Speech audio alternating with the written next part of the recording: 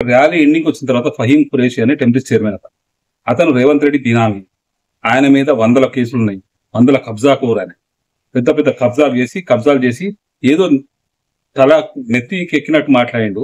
ఇవాళ కేసీఆర్ అనే మా ధైర్యమా? మొన్న మేము చేసింది ప్లీనరీ, మేము చేసింది రజతోత్సవ సభ.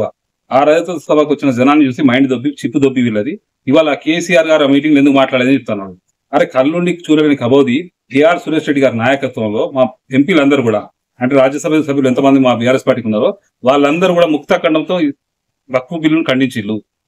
ఇక్కడక్కడ కాదు, రోడ్ల మీద కాదు, పార్లమెంట్ రాజ్యసభలోనే ఖండించిల్లు. నీకు కళ్ళు కనిపిస్తలేవా? మరి అదే పార్లమెంట్ లో నీ రాహుల్ గాంధీ ఎందుకు రాలేదని అడుగుతున్నా. ప్రియాంక గాంధీ వద్రా ఎందుకు రాలేదు? బిల్లు ప్రవేశపెడతా ఉంటే వచ్చి ఎందుకు ఖండించలేదని అడుగుతా ఉన్నా. ఇప్పటి వరకు కూడా రాహుల్ గాంధీ కానీ ప్రియాంక గాంధీ వాద్రా కానీ ఎక్కడ కూడా ఈ బిల్లును ఖండించకుండా ఇక్కడ ఉన్న తెలంగాణలో కాంగ్రెస్ పార్టీ సర్కార్, మరి కాంగ్రెస్ పార్టీ సర్కార్ ఉన్నప్పుడు సింగిల్ పాయింట్ ఎజెండాతో అసెంబ్లీని కాల్ఫర్ చేసి రిజర్వేషన్ పాస్ చేసి ఈ